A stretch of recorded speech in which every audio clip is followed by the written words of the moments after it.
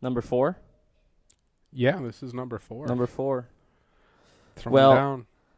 we just did a Facebook Live launch on your Facebook page. Yep. We had 150 154 views. I can check it again. 154 views. Let me So check it again. I'd be curious to see. Man, it's very, very humbling.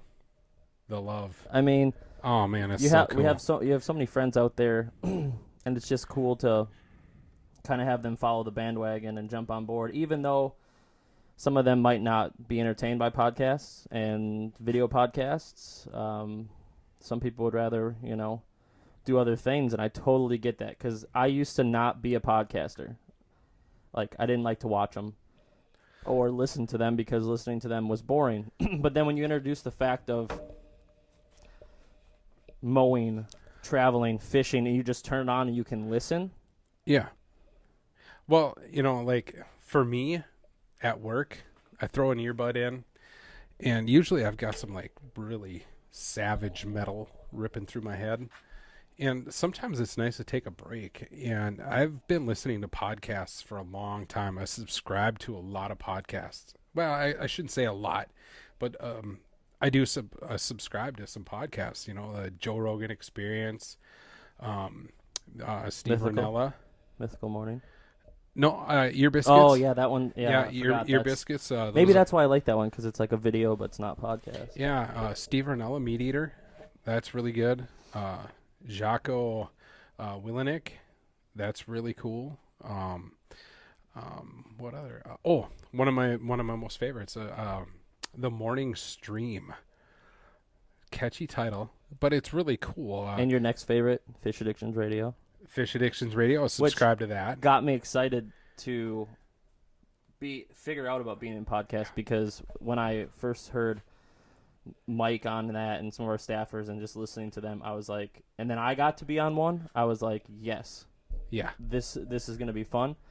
And that's why we went visual as well, because with the cameras, and we'll add as we go, but with the cameras, you can see the reactions to our conversation. And then you can also see, articles and, the stuff we're talking about without having to just visualize it in your head while you're listening to it. So that's... Wait, let's not forget, like, one of the most important factors. We are handsome men. Oh, well, of course. Yeah. Pants are optional. As Scotty from Fish Addictions Radio would say, he's got a face for radio. But he's a good-looking guy, too, so, I mean, I don't know. Whoa, pump the brakes. Anyway, let's talk about something that we're familiar with. So we just went live. Yeah. And we introduced episode 1 yeah. to the general public. Mm-hmm. So we released it on the Broken Line Facebook page, Yep. our personal pages. Yep. We released episode 1 on iTunes. iTunes. Event tonight, maybe we'll throw up the SoundCloud one. Right now we're on iTunes, SoundCloud, and YouTube. YouTube for visual, iTunes for the Apple people, and then SoundCloud for the Android folks. Androids. But we are looking into getting into Spotify, and because they're doing podcasts now, and just a couple other random applications for your phone, so you can just pop it up and plug it into your car and go type of thing. Yeah, like I use Podbean on my phone. It's kind of a podcast manager app. If you got a lot of subscriptions and stuff, it's pretty intuitive. It's a nice app. Yeah, so we just went live with episode 1, and we're on number 4 right now. Yeah. And we don't know how fast we're going to be putting these out, and we don't know how fast we're going to be filming them. But we know we're just going to go on the seat of our pants and rock it. Yeah, because, I mean, there's days that I don't want to talk to nobody. Not even a microphone. It just happens. But you know what? At the end of the day, there's always something to talk about. And after, doing that that Facebook Live deal, man, we got some people that we want to get in here bad. It's crazy because we could have just sat there and talked like a podcast on live. Because we kind of were, and then I was like, oh, hold up, we need to save this for podcast time because we can... Which I'm telling you a lot of time. Aaron, just pump the brakes, save it for the cast. Brakes, save it for the podcast. Oh, man. Yeah, so, yes, a lot of people on live were popping up, and all of a sudden I'm like, yes, yes, he would be good, she would be good, he would be good, she would be good. And they were even commenting like, let's talk about this. So Jim, he was talking about tribal fishing. Tribal rights, yeah. And that fantastic. is an awesome topic that no one talks about. No. And it would be great to have Jim here. Because Jim is a Native American, and he's a really good friend of mine. Jim's a super cool dude, and I want to hear from him. So those of you that don't know, fantastic. In Bemidji, we're surrounded by 3 different reservations. So it's heavily populated in our everyday stuff, right? Every day around here. So for us, that's very interesting. Some people, they don't see Native Americans in their part of their world or country, their state that they live in. But getting to have topics about tribal fishing and the rules and the regulations and what to expect. And a lot of people have questions like, if I were to want to go to Lower Red Lake and fish, I can't just do that, right? No. Matter of fact, I am familiar with that whole scenario. Years ago, I used to fish with a gentleman by the name of Darwin Sumner. And Darwin brought me to many lakes that are just south of Lower Red Lake and did some fishing. And I got to learn a lot about his culture, how this particular reservation works, the Red Lake Reservation. And fascinating stuff, super, super cool. Having lived here for a long time now, I consider a long time. I went to college here, but I was here as a kid a lot. I have family from Bemidji. The Native American culture is fascinating to me. I mean, I'm just going to say it. It's in my head. I wish I treated the earth like they do. Well, I mean, we subject, could get into it, but I mean, yeah, it's just subject very, very wise, cool. like the oil spill and the water is life and all that stuff. It seems like that's more important to the Native Americans than it is to us. Yeah. And that's sad, right? Because we live in the same ground that they do. Mm-hmm. And, they're the type of people that it comes down to farming. It comes down to growing. It comes down to respecting the earth. Yeah. I mean, it makes total sense to me to respect the ground that you walk on. If you take from the ground, you better give back. And that goes that's what it's perfect all with fishing, because fishing Absolutely. is living off the land. Mm-hmm. And so I can't wait to have, Terry's one of our buddies that lives here. He's a forest fighter, so he fights forest fires. And, same thing. He would be a guy that you would start to question, okay, you live in a different area than maybe Jim does. Mm-hmm. Actually, I think they live pretty close together. But Jim actually moved. He's up Cass Lake area. Oh, okay. Yep. So 2 different areas, 2 different reservations, 2 different styles. I'd like to hear input on that, and that's cool. So we hope to have, and like I said, with that live broadcast, a lot of people. I was seeing Matt Brewer for a guide service. I was seeing, Jason Rylander for everything. Yeah, well, we're gonna have to up the budget to get Rylander here. Oh, yeah. I mean, he's super, super famous. Super famous. I mean, I'm just honored to drive past his driveway some days. Like, damn. And you start to see, so with that budget whole thing, for the people who have followed the first 1, 2, and 3, the room's changed. Just a little bit. You did a great job, dude. So I decided to foam it with soundproof stuff.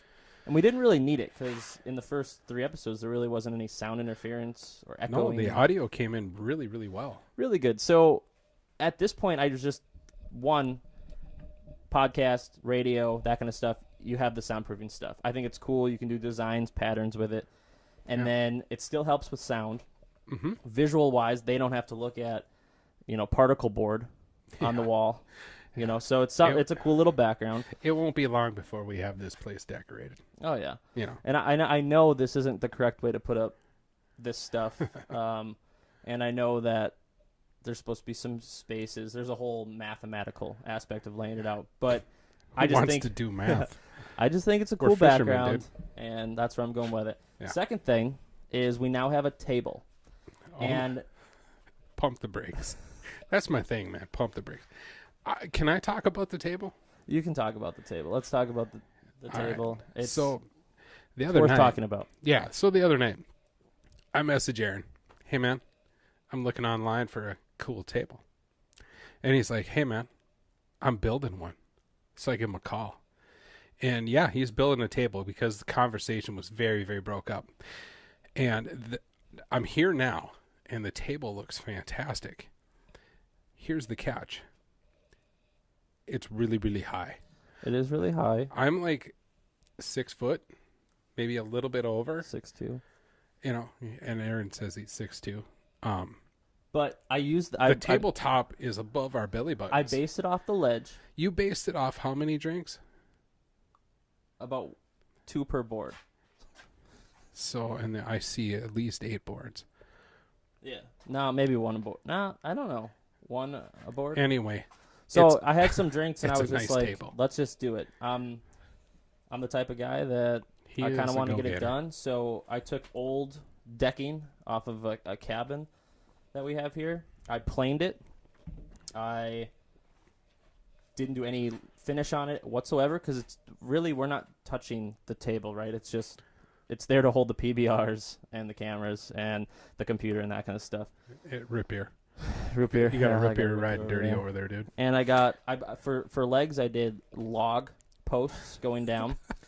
Now it is high, but this is perfect standing for radios. Like when you go to a radio station, yeah, they yeah. have this is perfect for standing podcasts. Except for my back and your knees don't want to stand for an hour to an hour and a half. So I can't take my eyes off the logs because knowing that you had some various adult beverages ripping through you, I could, like I was saying earlier, this thing needs legs. So Aaron goes out into the woods like a man, and he starts course. swinging the axe, and now he's peeling the logs, and I've got table legs. That's it just legitly is so peeled, Viking. sanded, cut. It's a legit tree that I turned into. You know legs what I for the do when I table. have some adult beverages? Go to I sleep. watch Seinfeld. Oh, I don't make tables. I'm right there with you. I'm Yeah. 5 seasons in or so on Seinfeld. Good That's- show. yeah. Classic. Right. So there will be chairs within the next 3 podcasts, I would say. Yeah. And I don't know how long they're going to get here, but I measured it out, and we're going to have 3 chairs, Wait, 2 for us and 1 for the guest. do you really think anybody gives a shit about the chairs? I do. Why are we talking about it? Because right my back. now? Oh, Oh, your no, back. we were talking about the redesign of the room, right? Oh So yeah, that yeah. became We then- got really, really into chairs right Yeah, now. so and in- I'm sure these people are like, dude, I thought this was fishing. It's going to be a good one. Okay, fishing. Here we go. Let's talk okay. about... The line, we're back up. Yep, sorry, we broke the line. Broke there, and we're back on. The line broke and we got sidetracked. Sorry, man. Sorry. I know you're Yeah. passionate about the chairs, but D- let's move forward. All I want to do is sit down. Houston, Texas. Houston. Okay, so Hurricane Harvey. this was a topic I texted you and said I'd like to talk about it, and you gave me this Meh. and I was like meh. So then I commented back and I was like, Not "This is today. not today." Where's the photo? It's not here yet. So I wanted to talk about it because when you think of the devastation that happened in Texas, it was Yeah. one of the worst hurricanes we've had. Water-wise, terrible, and it's crazy to see the amount of floodiness on social media in the positive way, of course. There is some negative ways, and I'm going to let you talk about that because that was your meh, was the negative. Yeah. The positives with me was the fact that you have all these bow fishermen, all these recreational people, and actually, really, from what I've seen from live videos and all my friends that are in the bow fishing industry and the fishing industry that went down there in caravans. I'm talking caravans Oh yeah. worth of, hey, I know that AMS bow fishing went down. I know Chuck Belmar from the Habit TV and JP from Bass Pro Shops. They went down like 13 boats, and they're all these fan boats, right? They're just badass boats. Yeah. And all these bow It's like fishermen, the perfect boat to do that. but too. there's like very little recreational sport boats that were there because no one's pulling tubes. I saw a video of it though. There was someone doing that, Yeah. but they're all these fishing boats, and they're all these bow fishermen. It was a community coming together yeah. in the boating industry Yep. and the bow fishing industry, coming together and caravanning from all the way up in Minnesota and Wisconsin just to get down there, driving all night, just to put their boat in with bottles and bottles of water, because the water down there is going for $43 a case. Yeah, that. And people trying to make a little money off the deal is sickening. Yeah, and that's well, a negative thing. well, but you got cases bottle. You got that bottled water. Also, I've seen they raised the price of gas. yeah, it was $7 to $9 for Like a really? gallon of gas, What? especially with all these And don't give me no supply and demand kind of shit either. Yeah, Because I mean, something's hokey there. it's just the government / the business industry trying to take what's It's theirs. greed. I mean, for instance, you have Budweiser. Budweiser stopped all production of beer. Yep. In the last couple days, and they made canned water. Yep. With their logo, of course, get a little advertisement out there, and they're pushing out canned water, and they're pushing. You know out, what? And Anheuser-Busch did the same thing during Katrina. I remember that. They started canning water, and cans that's of water, and awesome. just pumping it out. I mean, absolutely awesome, because you have the negative greed, and then you have the positive group of people, right? And that's like we talked about in other podcasts. There's always going to be those one or two people, or that one or two group that fights against. Right. And you know what? At the end of the day, you got to have the yin and the yang. I mean, you got to have the good with the bad and the bad with the good. Some of the negative stuff that I heard, I was at work today, and my buddy was telling me he was I didn't actually read it, but he was telling me he was reading articles or he saw some videos and stuff like that of people who are like, no, I'm not going down there. Why would I go down there to help looters and get my stuff stolen? And we did see looters, right? I mean, we did. yeah, and my response to that was, well, you know what? For every one looter, there's probably 500 people or more that need help. And you know what? It doesn't matter. They're always in bigger metropolises like that and stuff. There's always going to be looting. I mean, it's just that's what it is. I have I have no idea what reasoning there is behind it, but that'll always be there. But for that one moment, or for that every one looter, like I said, there's 500 to 1,000 people that need help. And the other thing that I was watching really close was a lot of people had to leave their pets behind.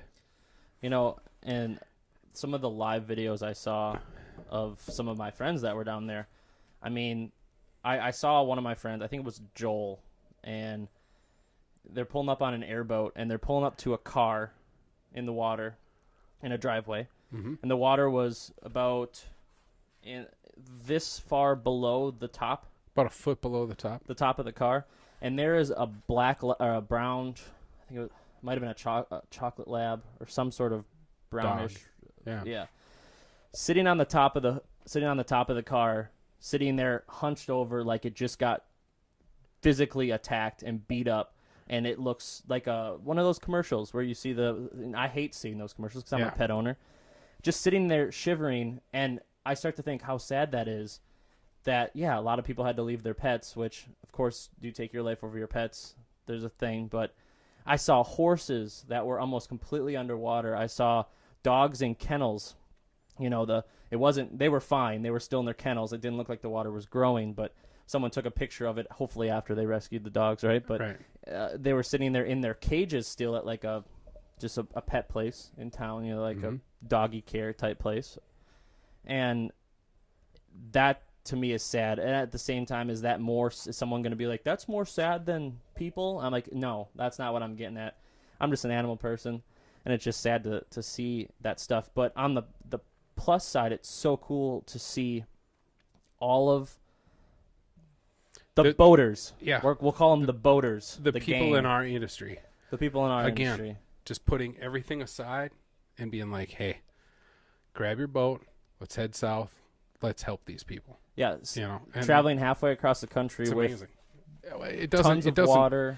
It doesn't shock me, It's good to see, but it doesn't shock me at the same time. We're around fishermen all the time, and that's just it's the outdoorsmen / boatermen coming together, joining force, and going and saving people and animals and everything they possibly could.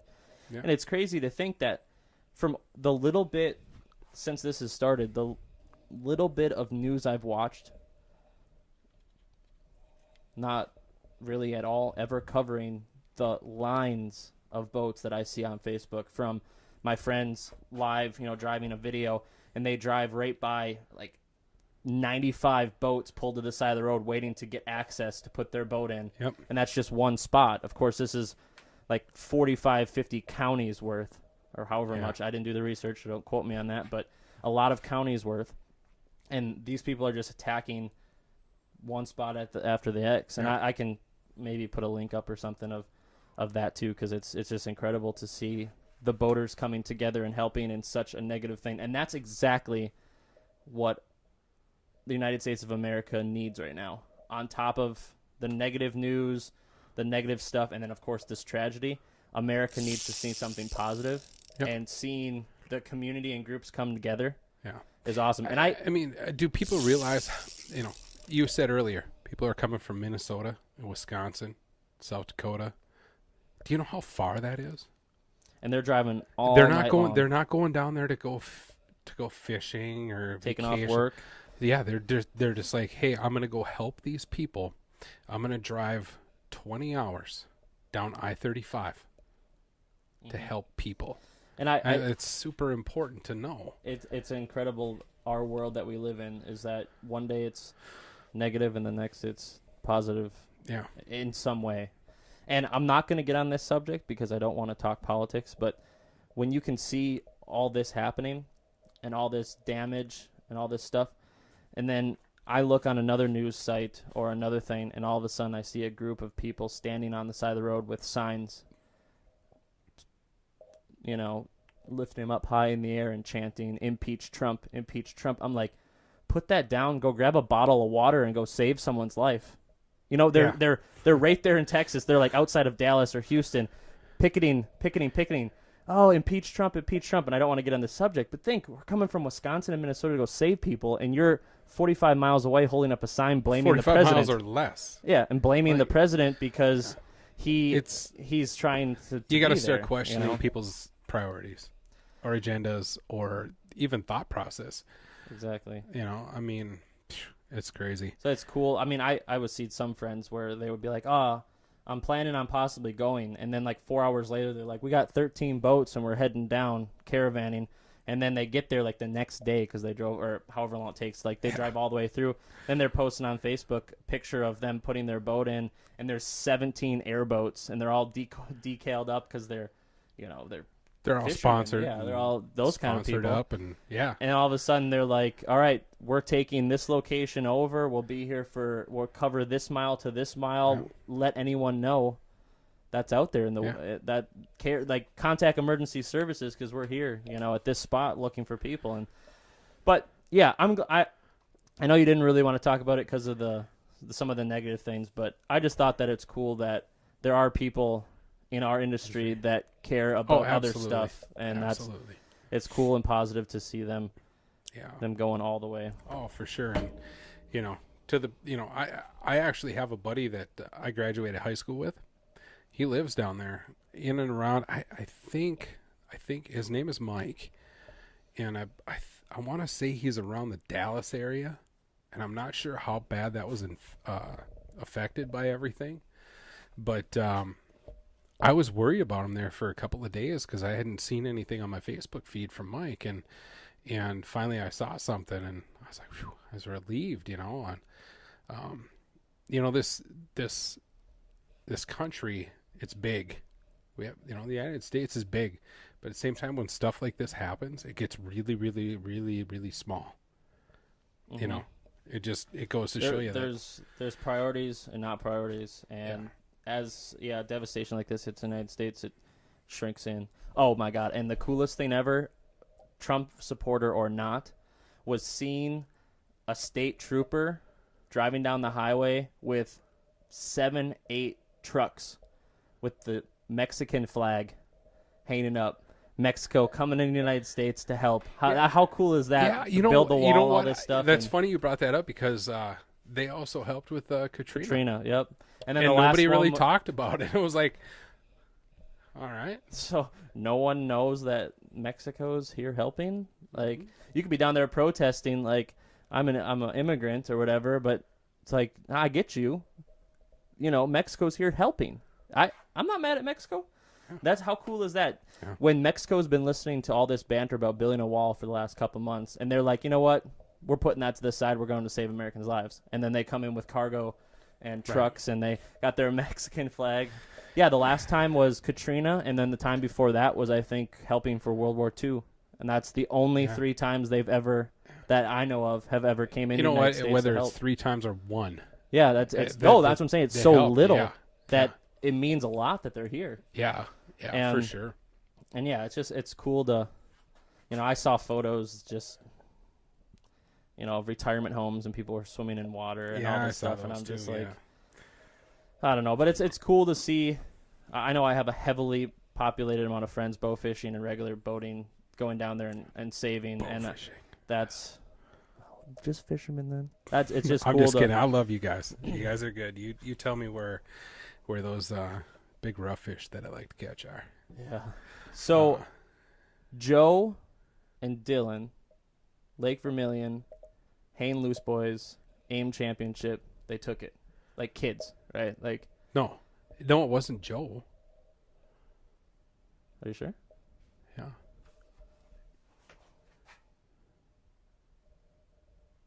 I'm gonna let him. Joe look it up. Bricko.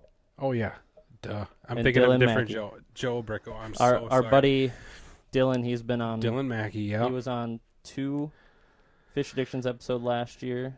I think both of them. On Vermilion. That's like my parents' backyard. Yep. And they won it. And I don't have much And to say won on it this topic. Big too, dude. I don't have much to say on this topic. I just wanted to bring it up. Yeah. I kind of followed along, and then I watched the video of the weigh-in, the final weigh-in. When they got their first place and whatnot. These boys cranked up some hog walleyes. And they're Hain Loose. They got walleyes over 30 inches. Oof. Yeah, That's some oof. people's dreams, Yeah, just to get over 30. and I'll tell you what, man. Just to see the excitement on both those guys' faces was awesome. It was awesome. And I know, the Hain Loose boys, they're part of Hain Loose, and Hain Loose is a Grand Rapids fishing buddy organization. They tournament Promotional, fish, promotional, and they guide. And a super cool bunch of guys. we fit in. We Yeah. fit in with them. They fit in with us because we like to have fun and joke around and goof around. And you see Dylan when he's holding up that trophy or that plaque, and he's just, because my mind, I think Dylan's younger than me. I don't know what Joe is, but I think of them as just like the kids, type deal. And for them to be able to kind of stick it to the professionals. I'm not saying they're not professional, but the real bigger professionals. Hardcore, that's what they do for a living, kind of guys. That's yeah. awesome. And I just wanted to throw out congrats to Hain Loose and Dylan and Joe and for taking home an AIM tournament. And yeah, big weights, big fish. I actually met Joe last year at the St. Paul Ice Show, and man, he's a super cool dude too. He really is. Just under 65 pounds. Yeah, That's a lot of fish. that. 10 fish, a lot of weight. Oh yeah, like I said, these guys were. They were. they got a. I think at least I know one for sure that was 30.5 inches, but I think they might even got one that was bigger. But a lot of their fish were 27 to 29 inches. Like, those are fish that some people fish their whole life for. Something between 27 and 29, 27 and 30. They got those in a tournament. At the same time, when I was listening to that weigh-in, they were talking about their strategy. And in order to pull this off, those boys donated quite a few crankbaits to Lake Vermilion. That's what they had to do to win this was, all right, we're going to break off. We're going to lose some baits because they were grinding crankbaits down in the rocks, like down in it. Like stuff that bass fishermen do with jigs, these boys are trolling crankbaits on spinning rods through boulders, knowing that they're going to lose baits, but when they get bit, they're going to get bit. and it's going to be a quality fish. And that's what it takes sometimes to win a tournament. And congrats to those guys for putting that formula together and sticking to it and being like, yeah, you know what? We're losing, $10 crankbaits, but whatever. We're going to win this thing. They're going hard, and they did good. Yeah, that's super awesome. Congrats to them. They're good guys. And I know that wasn't the first Hang Loose tournament this year that they did really well in. You know what? The Hang Loose boys, they come over here to Bemidji and fish the Cross Anderson. Yep. And those boys always place in the Knights top of five. Columbus now. Oh, well, the Knights of Columbus now, but I think locally it's always known as the Crows. Yeah. But I think they took third this year. But I was saying they always place in the top five. Yeah, they come over here and they just boom, whether it's Colt or Dylan or who else is on there? Ben. Oh, Ben, yeah. Which is our Shields. Yeah. One of the fishing manager over at Shields in Grand Forks. And it's crazy because these Hang Loose boys, when I first started Mornings from Outdoors with Jake, we were filming the Kraus 2 years in a row, and like I knew them. Yeah. So this past season when we got to go fishing with them, it was just like I'm seeing, 3 or 4 of the same guy. Brock is one of them. Oh yeah, just Brock. Seeing 3 or 4 of them again, I was like, what's going on? I haven't seen in like 5-6 years, Again, like we talked about in previous podcasts. The fishing world is big, but when you get into a certain level, it gets really small. And you're like, oh, hey, dude, what's up? Yeah, I haven't seen you in a long time. It's a small world, and we live in the world right up here. Yeah, it's a small. I was seeing if I could find their things. I know they took. I think it was third for here, but I don't know. I guess it's not. Oh, and the Knights of Columbus / Kraus Anderson. I'll always call it the Kraus. Sorry about that, Knights of Columbus. It's been the Kraus for so long that I just know it as the Kraus Anderson. Yeah, I think they took. Hey. Yeah. Speaking of tournaments, my good buddy, Mr. Jason Rylander, I've been talking to Jason Durham out of Park Rapids. Oh yeah, via Jason Rylander. So I've been using the Jasons to get this information. But do you want to know what kind of tournament the information I was trying to find for this tournament? What kind of tournament is it? It's a rock bass tournament. Rock bass tournament, man. That is you. And I got the information. Today. I was pretty happy. So are you big fishing shout in out this? to Jason Durham for sending Jason Rylander the information, who sent it to me. That's how it works sometimes in the fishing world. Hey, you just got to talk to a guide / an awesome guy in the You want to industry. know He'll something really, really embarrassing? Is I called bait shops down there. I was like, hey, man, when's this Park Rapids area rock bass tournament? And they're like, I don't know what you're talking about. And then I felt kind of like, all right, maybe I am weird, like way too weird for the fishing it's world. not a walleye tournament. Or I was like, maybe it's like so inclusive. Is that the word I'm looking for? Maybe it's such a secret society type thing. It's like, such hey, a small thing. we just had an outsider from Bemidji call about a rock bass tournament. We're just gonna not tell him. Yeah, we're gonna take because the flyers it's super down. fun and it's super cool. I don't know, but it's September 9th. Or no, not September 9th. September 10th. So are you fishing in this? I have a partner from work. Now, last year there was a tournament on Cass Lake called the Red Eye Classic. I do remember that. Yep. Right? Here's a great story.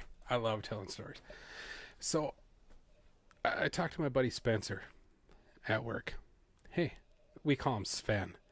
Hey, Sven, you want to fish the Red Eye Classic? He's like, yeah, dude. Now, Sven is a fisherman, but he's a muskie dude. So him not fishing muskies is kind of a big deal.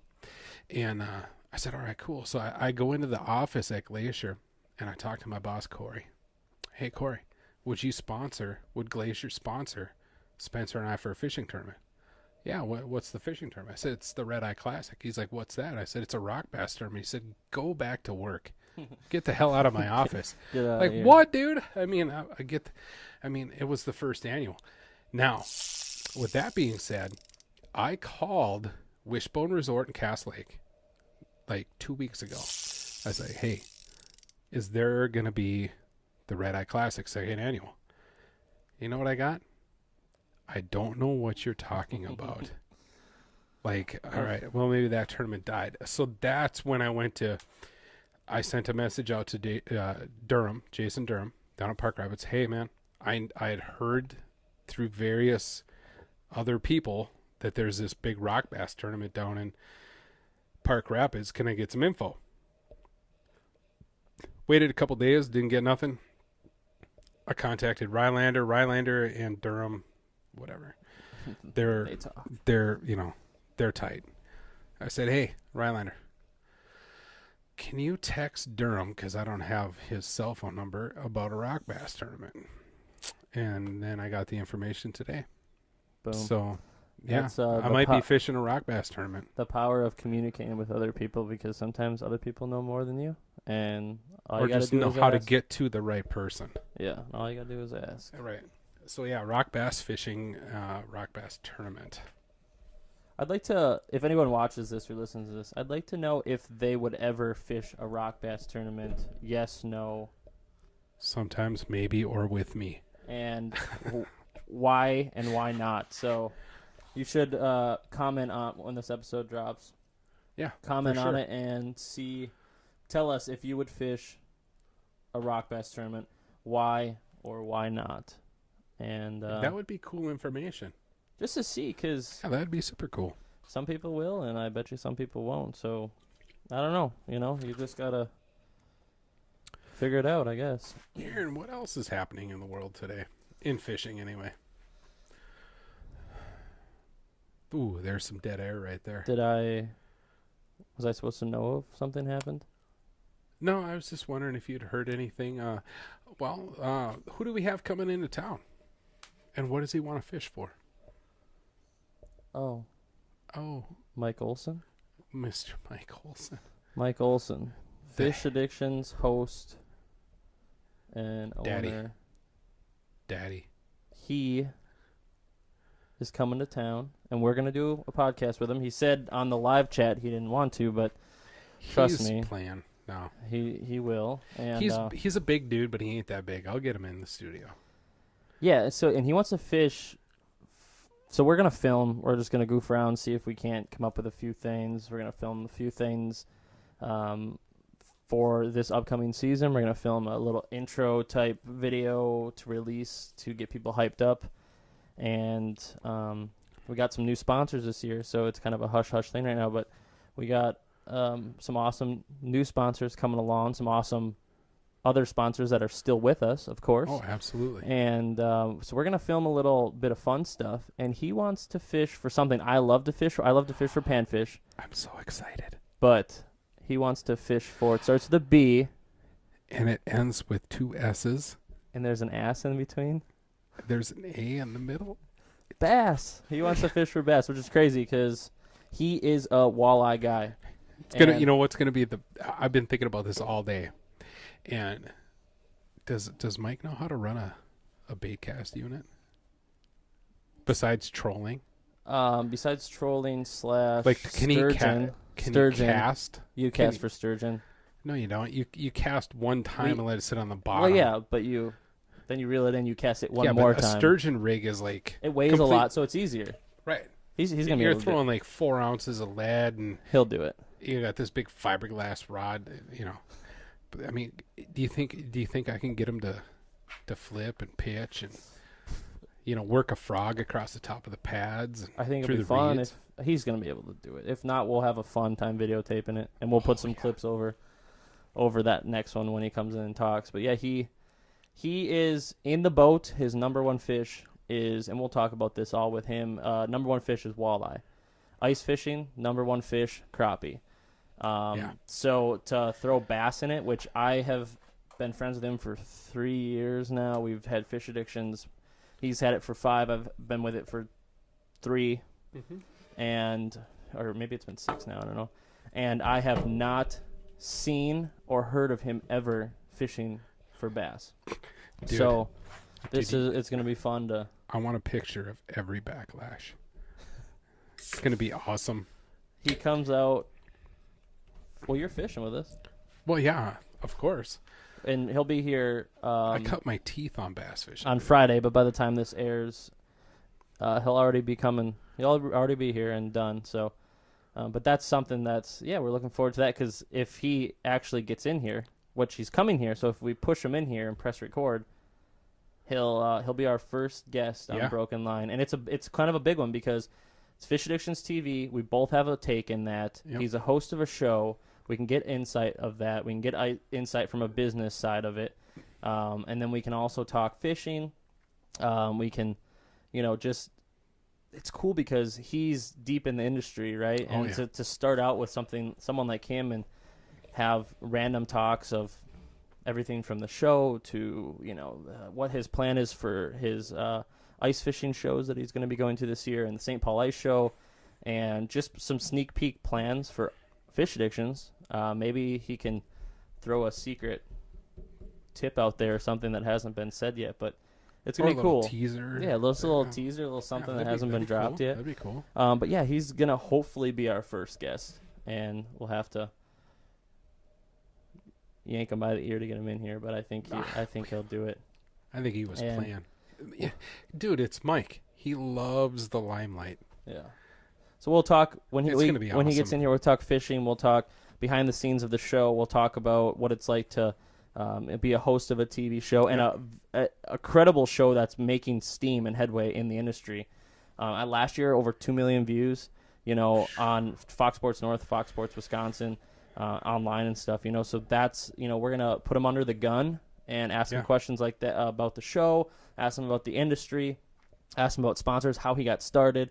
And it's just cool because you're going to be hearing something different than what we film every day with the show. Because what we film with the day, we're building a storyline, we're building this and that. We don't actually get to sit and just talk for like an hour and a half or an hour of him and his life and his family and, the kids. And he's got a big surprise coming, this upcoming ice fishing season with his personal life.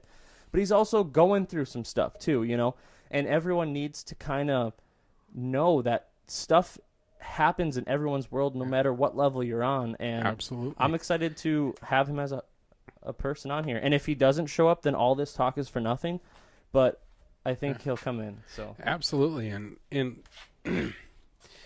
that's something I kind of wanted to talk about early on in this podcast, was about life. Me personally, being in the position I am in the fishing industry and just being the fisherman that I am, you'd said, you talked about, you wanted to ask Mike about, life and balance and all that kind of stuff.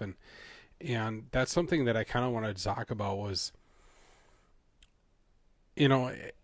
from the outside, before I got deep into the industry like I am now, I used to look at these, oh man, everything must be awesome, and this and that, and you know what? At the end of the day, it's a checks and balances thing.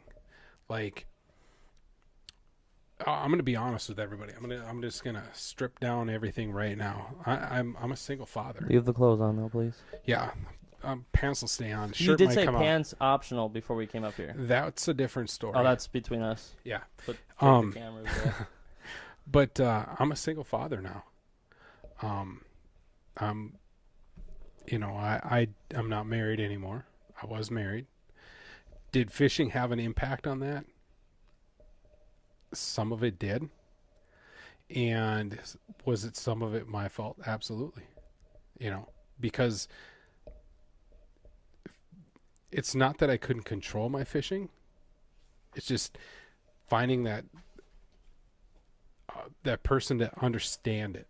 Every hardcore outdoorsman hunting and fishing, right? They say the same thing when it comes to a girlfriend, a wife, a fiance, or a family, is that I love the outdoors so much. Is it going to be influenced by her? And you always question, well, find a girl that loves the outdoors just as much as you. You know what? And I've had a lot of people tell me that. And it's said all the time. Right. And here's my take on this. And this is my personal take, and it's not finding somebody that is into the same thing, because that can also cause tension and cause bad things to happen because you're not ever away from that person. Okay? What I've discovered in my head is finding that person that understands, that will go with you from time to time, but doesn't necessarily have to go with you all the time, Or gets mad at you for going. or gets mad at, but understands, hey, this is who he is or she is. This is part of their life. This is what makes them that person that I love. I need to, I support that. At the same time, there's a responsibility for that angler or hunter that's going out. Be like, you know what? I've been fishing for 7 weeks straight. I think I need to have some home time. And you gotta make that happen. And this is a perfect one to talk to a guide about, and Yeah. the host of a fishing show, with how much they work Yeah. and they're gone. And yeah, I think it's check and balances. I mean, you have to do each thing. I'm not gonna See, I'm not a guide. I think, and I'm not saying that guide has it easier, because he is, he's still fishing and stuff. But at the same time, he's bringing in income. I'm not a guide. Yep. I don't bring in any income. Just the love for the sport. Just a love for the sport. I promote. I go out there and I try to do different things, and I'm gathering information for writing, and I'm shooting video on this and that, and I'm not getting this check that day that I do this like a guide would, or this cash. That might be a little bit different, but at the same time, it's somewhat similar, because you're gone away from your significant other for that amount of time. Yep.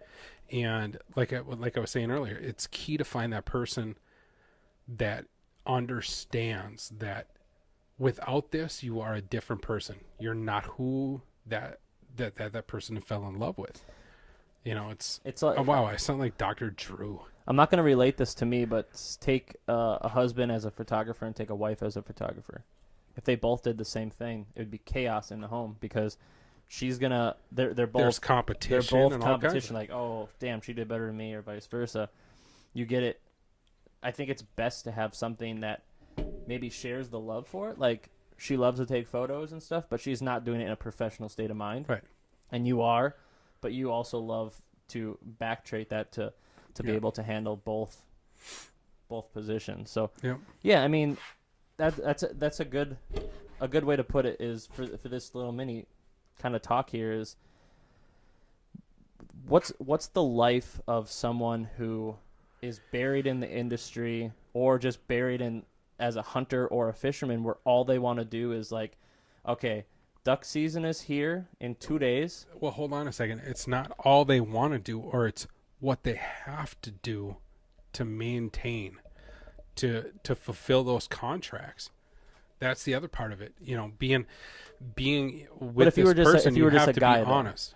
If you were just a normal hunter, you're 24 years old, and you have a duck boat, you live in Missouri, and you live and breed duck hunting, out in the flooded timber, and that's all you do. And a lot of people down in Arkansas, Missouri, and down there, when it comes to duck hunting, it is a way of life. And when it is snowing and the river is iced up, you are breaking that ice to get your boat out there. Right. I mean, picture that, though. Not someone with sponsors or obligations or contracts, but someone that just loves it. Because I've seen it when I filmed fishing. Yeah, I see what shows. you're saying. Yeah, they just need to understand. They're the hardcores, that passion. It's like if I didn't hunt or fish and say I'm with somebody who likes to paint. Who am I to say, painting's dumb. Put it away. Do something with your life. No, man, they're part of their it's a core. hobby, it's a passion. That's what makes them smile. That's what makes them laugh. That's what makes them cry. That's what makes them who they are. And that's the same thing with us in the fishing, regardless of contracts, like you were saying, contracts and logos and all this kind of stuff. I was the same person before I got into the industry. Mm-hmm. You know, did I have the industry on my mind? Absolutely. But at the same time, I just loved fishing. 8-year-old Patrick did not know about contracts and just the outdoors, promotional staffing and all that kind of stuff. And I said promotional staffing, not pro staffing. Different subject. I didn't know about that. I just loved fishing. You know, in my 20s, I remember I kept track of how many days I fished out of a 365-day year. And I fished approximately 320 days a couple of years in a row. That's too much. But not for you, though, right? Not for me. And at the same time, I don't expect anybody that would... I was single at the time. Had I had a relationship at the time, it would have probably been less because I need to balance that out. Yeah. You know, it's just... Sometimes, you know, all the hubbub and if you want to get into the industry and you see industry pros and, oh man, this is great. There's some sacrifice.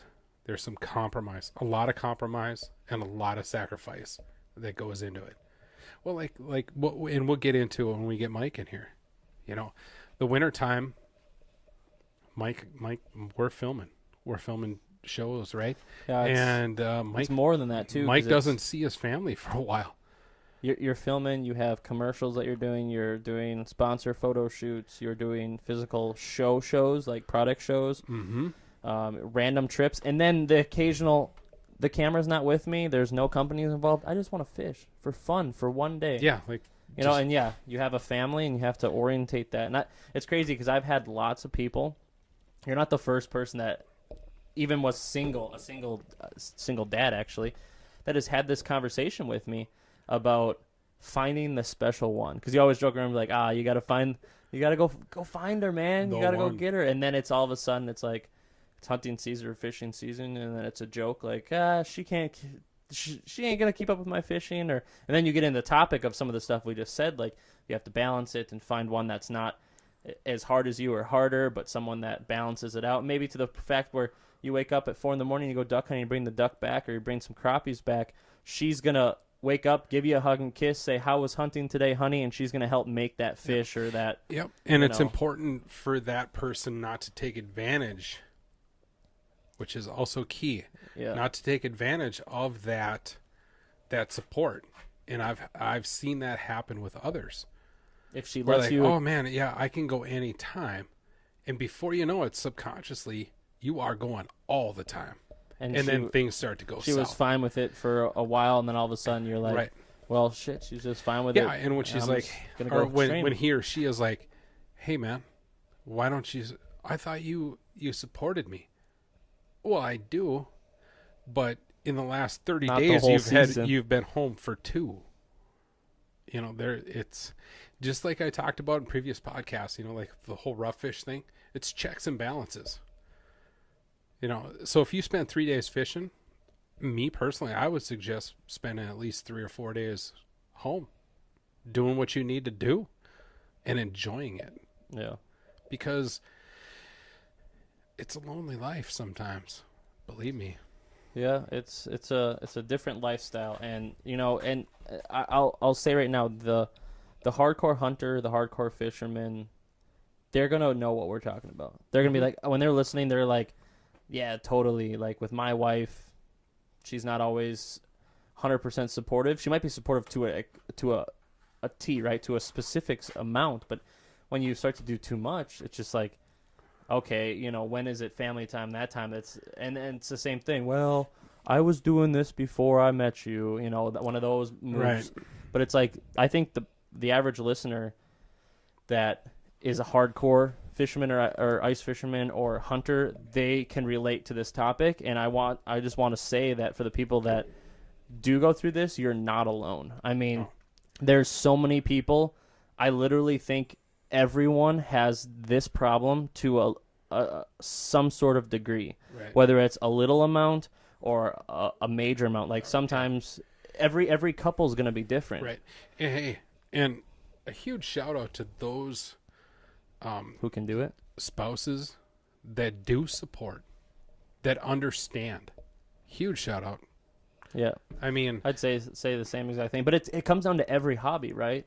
Yeah. You're a baseball player, or you're whatever. You're a painter, or you like to travel the country and take photos. Be like, oh, honey, you've been gone for a month straight. Can you spend at least half a month with me, or a couple weeks before you go on your next trip? Oh well, this is a passion. I love taking photos, and I have obligations and companies, and Canon sponsors me, so I got to get these podcasts up and for that. you know It's what? like, When you said companies, that brings up a great responsibility, or a great topic. You know, if you're gonna start doing this contract signing thing, you know, most companies, if not all of them, are very, very much family aware. Like, hey, family first. and if they're not, I've then it's heard the it wrong from company. other companies that I've worked with before. Hey, families first. Absolutely. And you just need to be honest with them. You know, just straight up, hey, here's what I got. You know, I'm married. I've got 2 kids. I can't get out, you know, I can't get out 200 days out of the year for ice fishing. You know, this is what I can do. Absolutely. Just be straight up with them.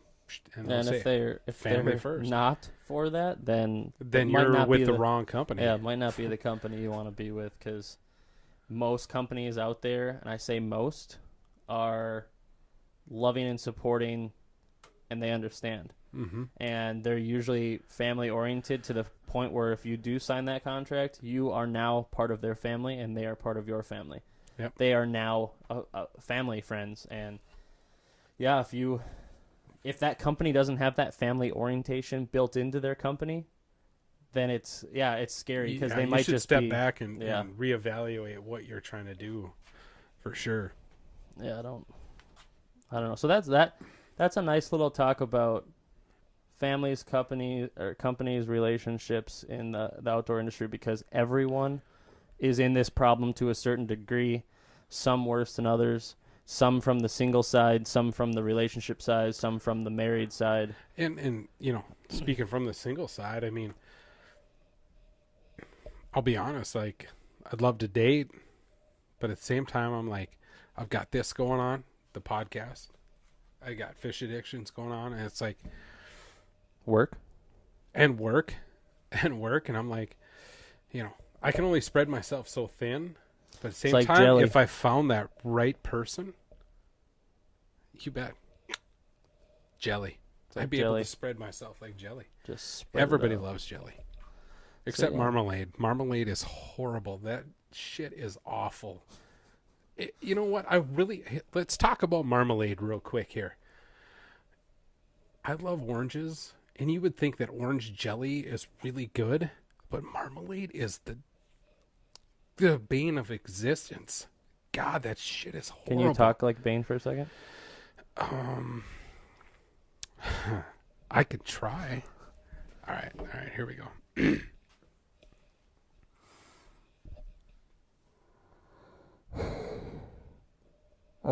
Batman. No, I No, can't. you had it. No. You had the breathing and everything. Yeah, I love that guy. He's got the coolest voice ever. But yeah, that marmalade is horseshit. It's brutal. I hate I'm a it. grape, maybe a little strawberry, Grape? mostly a grape. Grape, how old are you? Grape jelly. Smuckers, get that mixed with peanut butter already. Oh, I suppose you buy Goober grape. Yeah, the Smucker. Yeah, Goober, the one that's mixed together. Yeah, you got peanut I butter and jelly don't. in one jar. Well, I mean that's the savage. efficient way That's to just do it. wrong. Oh my God, this podcast is over. That's the way to do it. I don't do it that way, but that's efficient. You're good to go. That Just shit is one jar. Horrible, dude. No, but I'm a grape guy. Actually, right outside the studio here is rhubarb, and I'm gonna make strawberry rhubarb jam, fresh from my own kitchen. Do it, and then give me some. Oh man, Since it's mine. grape. What are you, Grape's an good. Oreo? Millennial? No, Oreo. Oh, Oreo bird. they like oranges. Oranges and grape jelly. I've never tried grape jelly. Oh yeah, it's bomb. It's bomb. They love that shit. I like The jelly. cheaper the better. I might go make some toast when I'm done with this now. Talking about Ooh, toast. Hey, here's Peanut a butter true and jelly story. toast? Here's a true story. this was when I was living in Kentucky. I went up to my line supervisor, and I was just playing a joke. And I was like, hey, man, I'm not feeling so good. I think I ate some raw toast. Can I go home? And he's like, yeah, man, go home, lay down, get better. I was like, oh, shit. All right, I'll go home. And so I went home, and I come back the next day, and I see my line supervisor. His name was Mike. I'm like, hey, man, Mike, what's up? He looked at me, he goes, I'll give you that one. I'm like, what do you mean? He goes, I thought about it on my way home from work, raw toast. Like, yeah. And he's like, I'll give you that one. Go back to work. I'm like, all right, cool. If anyone out there wants to try this, let me know if it works. Raw toast excuse for not feeling so good. Yeah. Go up to your boss and say, not feeling so good. I got the raw toast disease. I ate some raw toast, man. This is not sitting right. Just not sitting right. It's hurting my stomach. Use that and let us know if it works. Could win some swag. Some swag. Well, fall is kicking in even more now. Oh, I love fall. And we've talked about fall already, but it's cooling off, and then it did a flip. It went to 85 degrees, and now it's back to beautiful fall, and trees are falling, or leaves are falling. Trees are falling. Watch out. Armageddon here in northern Minnesota. Don't come here. The leaves are falling. They're turning colors. Yeah. Are we having an early fall this year? Well, I mean, I'm seeing colors already, and it's not even September. No, it is September. No, it's the 30th today. Tomorrow's the 31st. And I'm already seeing colors like, whoa, hold on. I don't know. But I keep looking at the evening temps, and they're getting lower and lower. They're getting down. Like next week, for a high temperature, we're supposed to be in the 50s, man. I mean, to me, it seems like fall is coming early. I don't know. But then again, we might have this early fall, but could we have another late October, early November where it's 75 degrees like we've had before? Where deer hunters are like, I remember I'm sitting in the deer stand shirtless, man, because it's like bloody hot. I remember last year, out of the 2 weeks that I was doing rifle, not bow, I was sitting up in my stand sweating, so I started taking clothes off, and that beautiful fall breeze. But it was so hot, and I didn't go with pants. I did like a lawn underwear type short type deal, which people have made fun of me for. Pretty hot. Yeah. And I was sitting up in my deer stand, and I was just like, it's not worth it. Right. It's not worth sitting here. The deer aren't really moving. It's not cold. There's no snow. There's no cold front coming in. I said, this isn't worth it. So the second whole week, I didn't even go. I just gave up, and it was sad because it was a solid 1 or 2 weeks there. And, of course, last year, it took a long time for us to wait for ice fishing. But once when cold came, it came hard and fast. Oh, with a vengeance. It was awesome. And, like, going back to, like, when I was a kid, I can actually remember ice fishing before Thanksgiving. Yeah, I don't want to get into the whole global warming debate deal, but things have definitely changed. Well, it's crazy when people say about the global warming. They're like, oh, global warming's not real. But yet, the eclipse, everyone was outside with their glasses.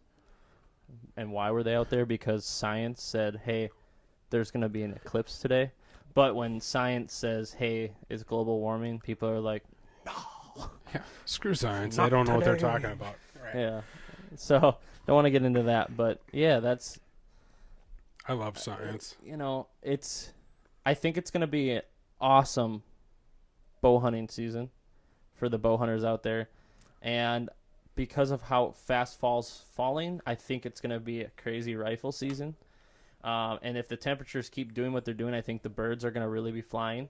So honestly, I think the hunting season for the next 2 weeks, 3 weeks, 4 weeks, as it continues to go, I think it's going to be strong in a good way. I think if the weather continues the path that it's been in the last couple of days, I think the birds are going to be moving. I would agree. The deer's going to be moving, and everything's going to be, awesome. Which would only mean that if it continues, ice fishing is going to start early, and everyone knows how ice fishing is for us, and the state of Minnesota and Wisconsin, and all them love ice fishing.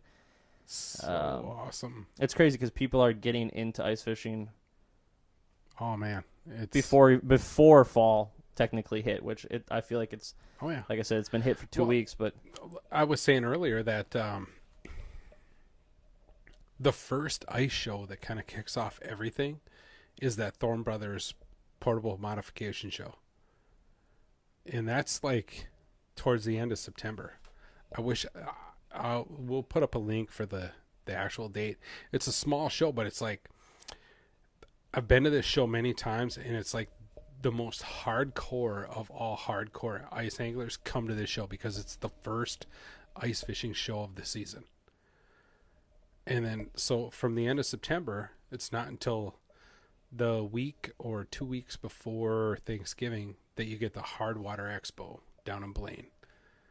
It's a little bit bigger. Well, it's a lot bigger. You got major companies there that show. And then right after that is the St. Paul show. But that Thorne Brothers show is really cool because it's the most diehard ice anglers out there that come to this show. And what it is, it's almost like a classic car show, except it's portable fish houses. Guys do modifications to them. They put decks in them. I've seen speakers and sound systems, all kinds of crazy stuff, and they go and they show them off, and they try to win.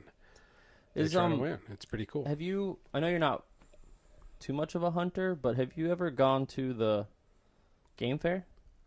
No, I haven't, and I really want to. So I got a lot of friends that go to it, and I've been there before because I've back when I was doing a little bit of the hunting stuff. I have a few sponsors that have been there before, and I thought it's cool because it's the state game fair. It's 2 weekends in a row or something weird like that, 3-4 days at a time. Yep. And all the hunters in Minnesota, they come together, they show off their dogs, and oh yeah, they have like what is it, where they the jump dock off? jump, the dog jump, and it's waterfowl, upland game, and big game. Ooh, there might be some of that there, yeah. Well, I know we've missed it. It's already. I know it's a lot of pheasants and ducks, right?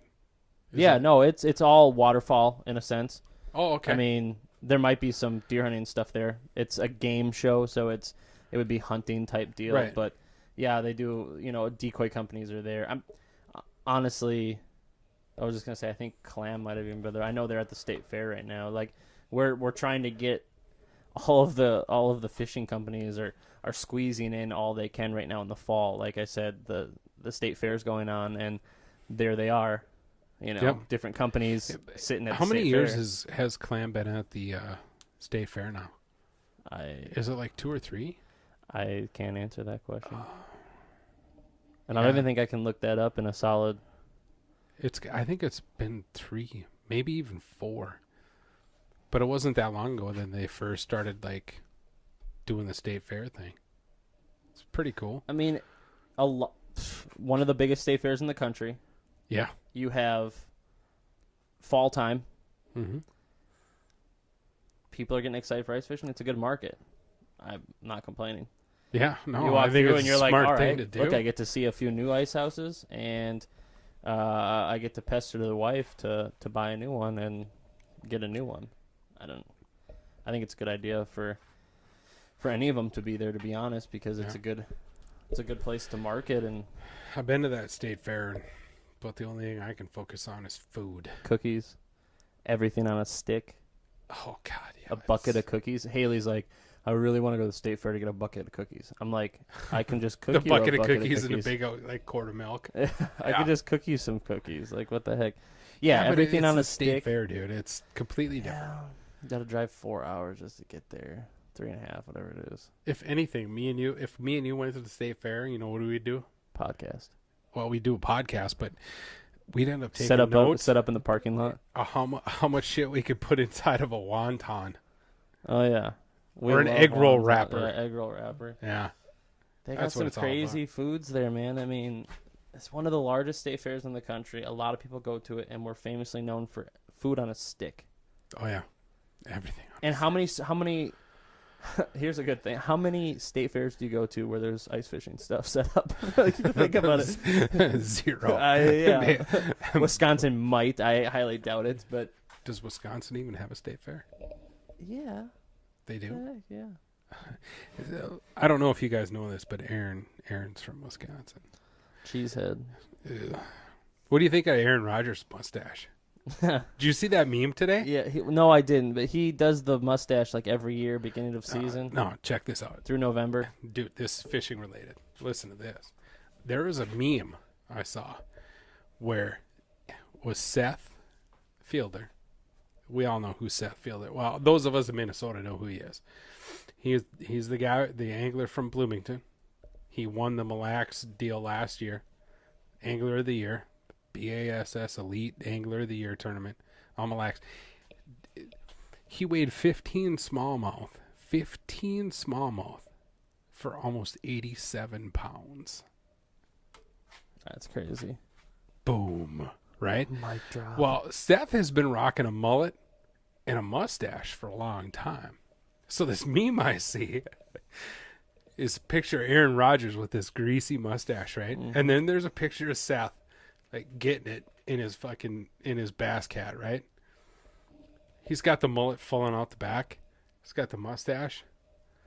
Totally disses Aaron Rodgers in the meme. You know, Says, how many nice try, rookie, or something like that. It was how many awesome. mustaches, does Minnesota have that have Here we go. Classic Packer defense right here. that have How many won mustaches? a Super Bowl? Yeah, got to throw the Super. This isn't about a Super Zero. Bowl. This is about a mustache, son. Well, you can't diss one of the Why you best gotta throw the Super quarterbacks Bowl out in? there. Yeah, he is a good quarterback, but his mustache is weak compared to. He does it for cancer awareness. It's getting into. He does it through November, and then he throws Oh, you got to touchdowns. throw the word cancer at me, so I'm like, oh, I can't talk about And that then because he- I'll be a dick. and then he throws touchdowns. Hail I'm Marys. talking about Seth Fielder's mustache versus. I Aaron think I Rodgers. actually saw that photo. was It's awesome. like a greenish. Was it a vehicle looking like that greenish army color? Yeah, kind of like that. I think I saw it. I actually He's bitter. didn't quite know. They were making fun who of was the that. the golden boy. I don't. Packers. You know what? I don't Dude, I don't watch even wanna football, get but into I'll tell you Vikings. what. I've gotten really into football because my family we play a little fantasy league for Oh, fun, yeah. and oh shit, I'm starting to get into it, man. You got to have Aaron Rodgers on your team. I'm a hockey guy. We're all hockey guys here. Yeah. When Minnesota Wild gets busting in, and then it's just game after game after game after game. Oh, I'm yeah. not a Twins fan. I like Twins. I'm all right yeah, with them. yeah, I love I the just Twins. not a baseball fan. I and like baseball. You know what my Just not a favorite baseball fan. non-fishing sport to watch is? Golf. I love watching I golf. love playing golf, not watching golf. I love watching golf, and I think it comes from years of playing darts. Like, okay, it's me at the line. I throw my darts. It is what it is. With golf, it's like, all right, here we go. It's me in the club. I got nobody else to blame. Like, It's all you. your quarterback can be like dead nuts. Boom. He's throwing 50-yard passes on the money. Hit a dime at 50 yards with the football. But the receiver can't catch. Mm-hmm. Then your quarterback isn't worth a shit, right? You're the It's game.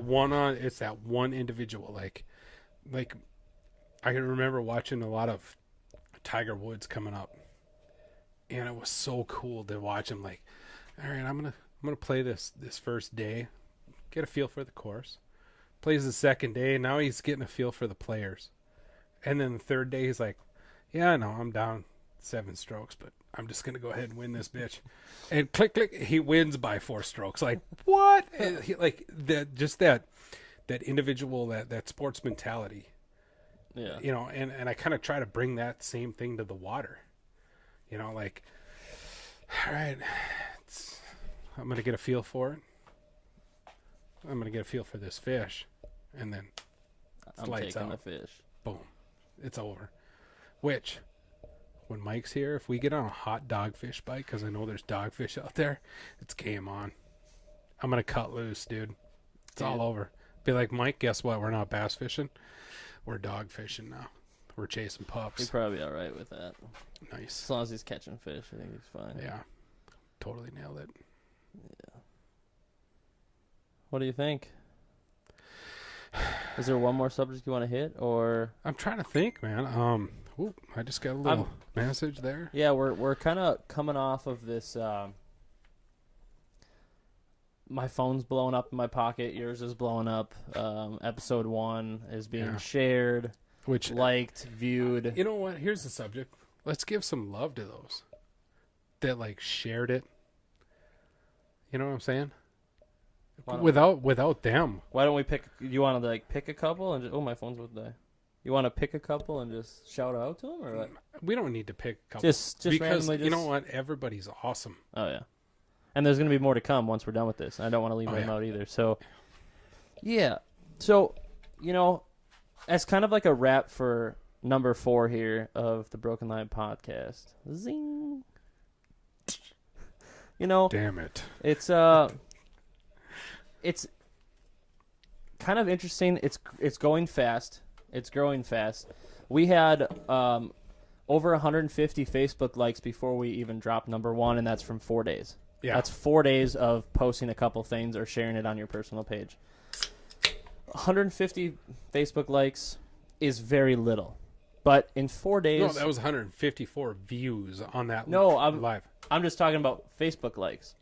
It's like 150 somewhere in there. Really? Because I checked it like an hour ago, and it was at 117. That's pretty awesome. So, how many times I got to set that up? To go, on number 1, without releasing any content or really what this show even is, to hit 150, which isn't that much, but to just in a couple days with no content is awesome. That means that there's some people out there that are interested or want to support. And if it stopped at 150 and those 150 people checked out our stuff periodically, I would be happy. I'm not sitting here having conversation with you trying to get 10,000 views. No. That's not what I'm here for one bit. Again, what's driving this is the passion for what we do. Yeah, and we have fishing, hunting, just in general talking. And I always have so much on my mind that I want to talk about, and it's good to talk with an awesome friend. Best friend. Yeah, best friend. Did we just become best friends? You want to do karate in the garage? Yep. You can call me Nighthawk. Oh my god. Oh my god. Yeah. So just having, that bond between two guys that are in the industry that want to talk about industry stuff and not talk about industry stuff. I could absolutely care less if people listen to it.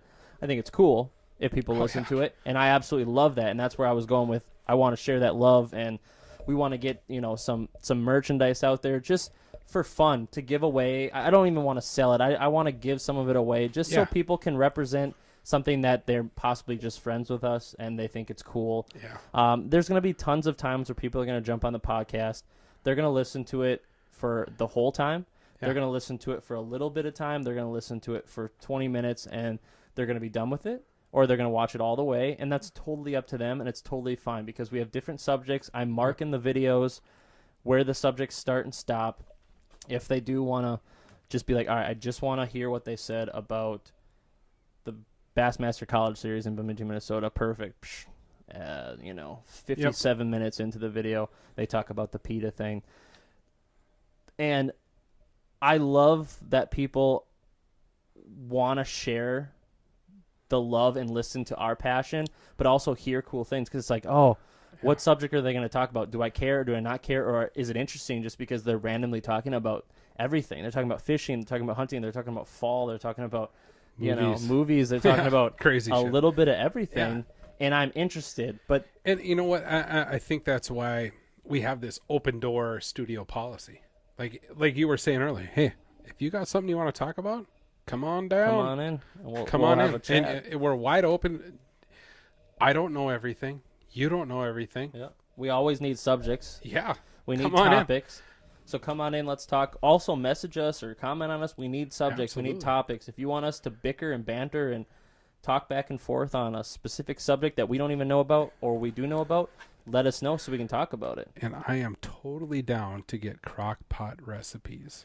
we should have a cooking segment in this thing. And I'm not saying we physically cook it. Maybe we do cook it and then we show video or photos of me it eating with the it? recipe. Oh, that'd be fantastic. And we just, it's not even just crock pot. It's a little bit of everything. And it's just a segment in this. because it's all part of life. It's just food. Just- People's we- got to eat. We are open-minded dudes, and like, just come and hang out with us. Even if you know what, even if the microphone scares you, we'll still get you on the podcast. Even if you're just sitting If on you're the like Steven. sitting on the lit cooler, Sitting on the lit cooler. like Hanging chilling. out. Like, no, I don't want to talk. Oh. You're going to be on the video. Steven's Sorry. not in this one. Yeah, It's the first we should one. talk about that real quick. The first one You know out of what, out of Steven? four. He's not sick. He's not mad. He just wants to chill at home. Wants to chill at home? You know why? Because I sold him my old couch, and it's super comfortable to him. I'm getting a new couch on Saturday, Boom. and he's just like, man, I want to chill at home, and that's good. Otherwise, sometimes you Steven need would that. be here right now, Yeah. Oh, definitely. contributing somehow, somewhere. And you know, to get back into the fact that if 4 people watch it, you know, I'm all right with it because it's me and you hanging out. It's me and you talking about subjects, topics. We're having a good time. Yeah. And there's going to be definitely throughout season 1 of this, there's definitely going to be topics that some people are going to care about and some that they're not going to care Right. about and some that they just think is funny or some that they thought was lame. That's totally the best part of this is that You there's just gonna don't be a know wide what you're going to variety. get. Exactly. Like if me and you owned a restaurant called The Broken Line, there'd be no menu. Just be like, well, this is what I'm serving you. Yeah. Enjoy. Sit down. This is what we're cooking today. It's going to be good. Possibly. I don't know Possibly. if you'll, Didn't get to try it, yeah. but I'm serving it. You're not for- going to get sick. We'll just say that. You're not going to get sick yeah, we from our wash our podcast. hand. It's good. You may agree with us. You may disagree. And that's cool, man. That's The- what it's all about. The good thing about it is just turn it off if you don't like it. If you do like it, share it. Spread Yeah. the word. Tell your friends Yeah. about it. Because there might be someone out there that you might hate the subject or you might hate, like, this is stupid. It's 2 dudes talking randomly about random stuff in the fishing, hunting industry, and random stuff. I don't care. That's But fine. there might be someone that you're friends with that does care. Mm-hmm. Share it. Let them know. And this is the best part is that, with what we're doing, it can be, we can have a bunch of people, and we might not have a bunch of people, but it really just comes down to the simple fact of, I don't think now this is from my perspective, right? I don't think there's a whole lot of people out there that thoroughly in the hunting and fishing industry have time to listen to a podcast. And maybe Right. they do, right? And you're on a different story because you like podcasts, and I actually enjoy them now too. But that's what I'm getting at when I'm seeing like, oh, there's not 10,000 views. Well, did 10,000 people have time for an hour to an hour and a half to sit down and thoroughly listen to conversation? Because is podcast not that popular, or is it popular? Is the video one going to take off more than the audio one? What's going to be Right. the mix? And we don't know yet. Yeah, and we talked about this in the beginning before actually even starting this. Was like most videos today, our society has changed. Like we only have time for like 2 to 4 minute videos, 2 to 4 minute of anything, because we're always quote unquote on the go. So for us to do an hour and a half, 2 hours of just this talking is A lot. But it's a lot, but hopefully there's some tidbit of information or some story or something that will get you to listen to it. If not, hey, that's like you were thanks saying. for stopping in. Stay for yeah, it's totally cool. I mean, 20 we're minutes chill from people. now, it could be a whole new topic that you Mhm. may be interested in. I have no idea. And the good thing is yeah, our podcasts are slightly long. But how do you talk about a subject like the PETA frame or, the Bassmaster College Series or the Houston thing in under 2 minutes? You can't. Like, You can't. we sit here, we start talking, you share your ideas, I share mine, we look up a little bit of information, we say a little bit of facts, we say a little bit of wrong facts, we goof around, we talk, we break the line, we go somewhere else, we come back, next thing you know, we're 20 minutes on the topic, and it's like, well, could we have talked more or less? Absolutely. We could have talked for maybe 40 minutes. But you have to space it out because, I'm not here to make a 5-minute podcast, that would be the only thing. If you change the podcast up, you would do, a 20-minute podcast, and it would be on one specific subject. But we break the line. Yeah. We start talking about random stuff. We get off track. Yeah, so you never know. It's kind of like a potluck. You don't know what you're going to put on your plate until you get there. Yeah. And then you're like, well, I got to go through this whole line. So far, it sucks. There's broccoli. I hate broccoli. But you know what? I'm kind of looking down the line. I think I see a little something I like. I think I see some chicken wings. So I'm going to go through all this other shit to get to the chicken wing. That's our podcast. It's like a potluck. You don't skip line. That's just rude. Yeah, you just wait in line. You just chill. You're like, all right, I'm going to hang out here by the mashed potatoes. All right, cool. I don't mind mashed potatoes, but I'm going to get down here because there's some good stuff down here. Barbecue wings. I can feel where they're coming from. And yeah, that's our podcast. It's like a potluck. It's a buffet. You just don't know what you're going to get. But you won't get sick. I'll guarantee you that.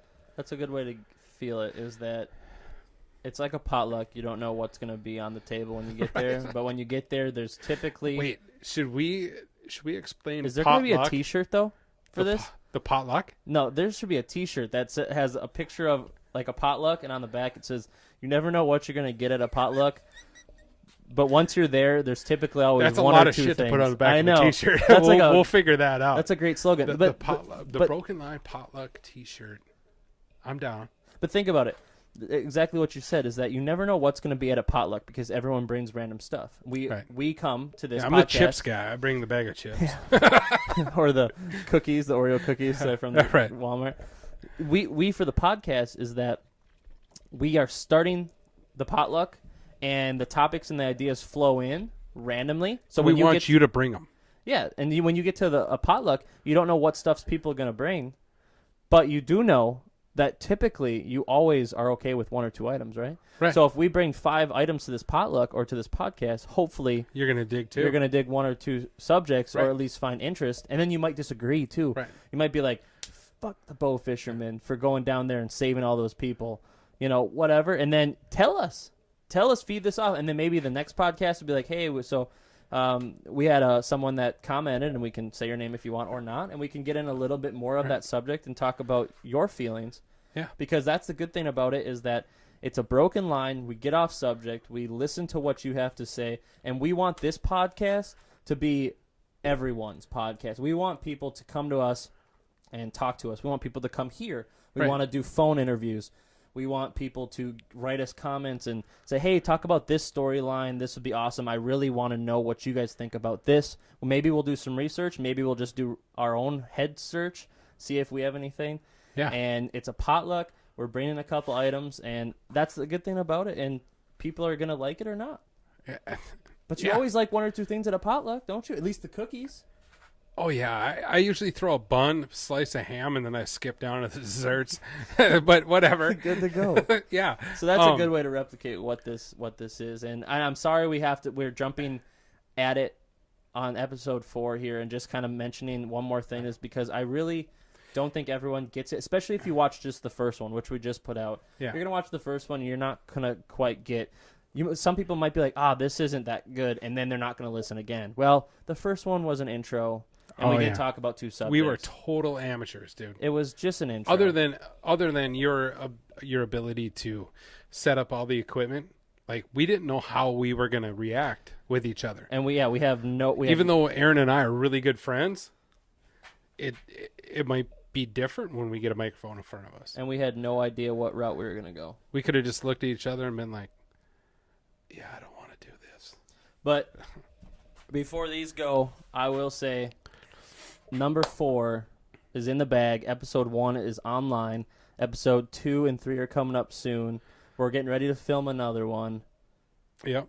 And I just want to add, I want to reiterate the importance of your guys' involvement in this. Yep. I mean, like I said, this Hilltop Studio, as we call it, is an open door thing. Our Facebook. Open door. Phone, open door. And we're on Instagram.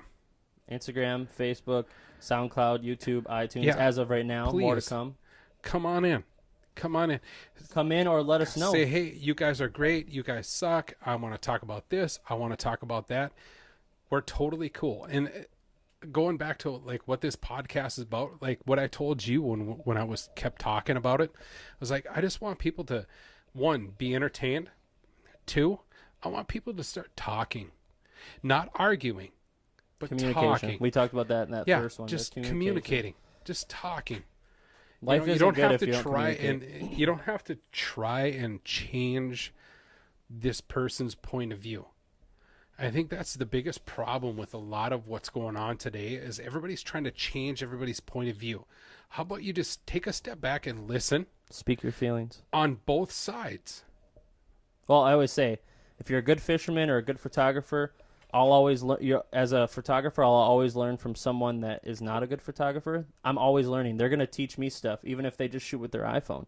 Right. And vice versa, I'm going to be teaching. Right. So if you're a professional fisherman, you're always learning. Trust me, I talk to the pros. They're always learning, and Every they're day. always teaching. And I think that's why we do what we do. So we need to because have- it just doesn't stop. We need to have this be an open door, awesome, Yeah. love, speech, speak the mind. My name's Aaron, My name's Patrick. and this is... The Broken Line.